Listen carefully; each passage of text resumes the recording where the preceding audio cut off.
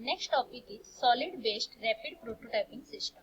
Solid-based rapid prototyping systems are very different from the liquid-based photo curing system.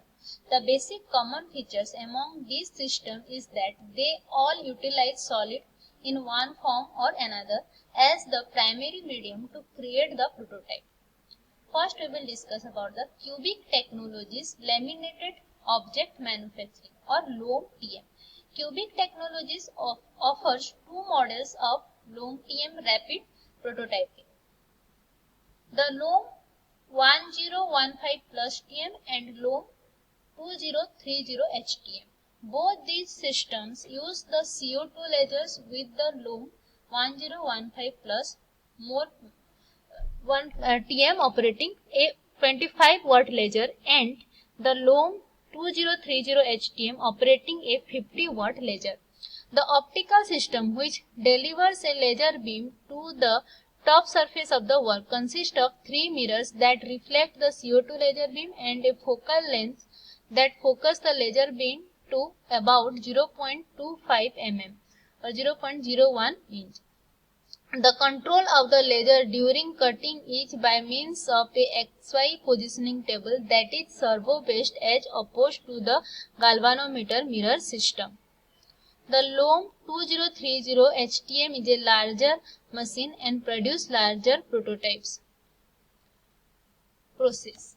The patented LOM object manufacturing process is an automated fabrication method in which a 3D object is constructed from a solid CAD representation by sequentially laminating the part cross-section. The process consists of three phases: pre-positioning, building, post-processing. Pre-processing. The pre-processing phase comprises several operations. The initial step includes generating an image from a CAD-derived STL file of the part to be manufactured, sorting input data and creating secondary data structure. Next one is building. In the building phase, thin layers of adhesive coated material are sequentially bonded to each other and individually cut by a CO2 laser beam. Then post-processing. The last phase, post-processing, includes separating the part from its supports material and finishing it. The laminated stack is removed from the machine elevator plate. The surrounding wall is lifted off the object to expose cubes of excess material. Cubes are easily separated from the object surface. The object surface can then be sanded, polished or painted or desired. Materials. Potentially, any sheet material with adhesive backing can be utilized in laminated object manufacturing. It has been demonstrated that plastic metals and even ceramic tapes can be used. However, the most popular material has been kraft paper with a polythene-based heat seal adhesive system because it is widely available, cost-effective, and environmentally vegan. Principle of LOM.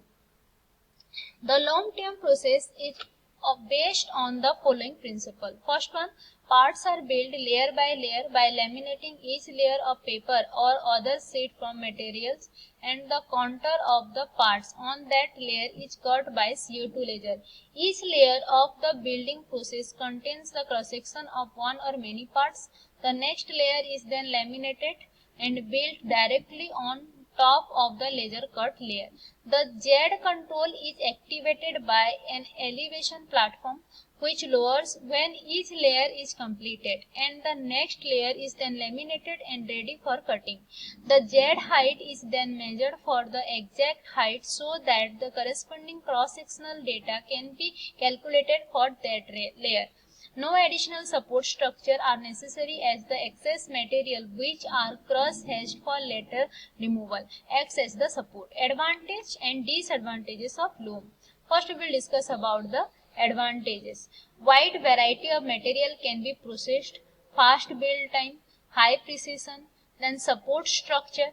There is no need for additional support structure. The part is supported by its own material that is outside the periphery of the part built. Then the main disadvantages of using long TM are as follows. That is, precise power adjustment, means the power of the laser used for cutting the perimeter and the cross hatches of the prototype need to be precisely controlled. Then fabrication of thin walls is possible in loam. Integrity of prototypes. The part built by the loam TM process is essentially held together by the heat shield adhesives. The integrity of the part is therefore entirely dependent on the adhesive strength of the glue used, and as such is limited to this strength. Removal of supports. The most labor intensive part of the loam TM process is its last phase of post processing, when the parts has to be separated from its support material within the rectangular block of laminated material. This is usually done with wood carving tools and can be tedious and time consuming. The application are: the loam is especially applicable is across a wide spectrum of industries, including industrial equipment for aerospace or automotive industry, consumer products, and medical devices, ranging from instrument to prosthetics. And powder-based rapid prototyping system. Here we will discuss about the 3D system selective laser sintering or SLS. In the last decade, the SLS system has gone through 3 generations of products: the SinterStation 2000, SinterStation 2500 and the SinterStation 2500 Plus. The latest and 4th generation of SLS system is the Vanguard TM. The system is capable of producing object measuring up to 380 mm inches length by 330 mm inches widely by 380 mm inch in height, accommodating most rapid prototyping application.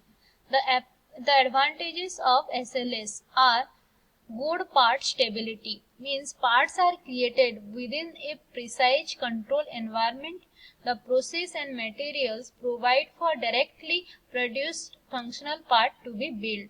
And the wide range of processing material, means a wide range of materials including nylon, polycarbonates, metals and ceramics are available, thus providing flexibility and a wide scope of functional application. Then the next advantage is no part support required, means the system does not require CAD developed support structure. This saves the time required for support structure building and removal. Then little post processing requirement, means the finishing of the part is reasonably fine and require only minimal post processing such as particle blasting and sanding. Then no post curing is also required, means the completed laser sintered part is generally solid enough and does not require further curing.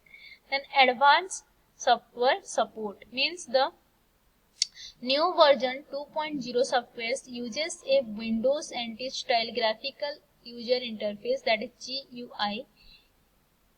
Apart from the basic features, it allows for streamlined part scaling, advanced non-linear part scaling, in-progress part changes, build report utilizes, and it is available in foreign languages. The disadvantages are: large physical size of the unit. The system requires a relatively large space to house it.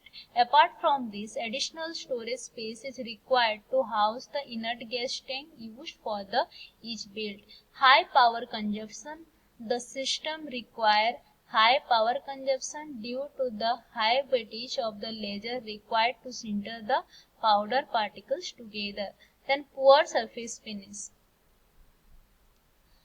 The age-produced parts tend to have poor surface finish due to the relatively large particle sizes of the powders used. The SLS process.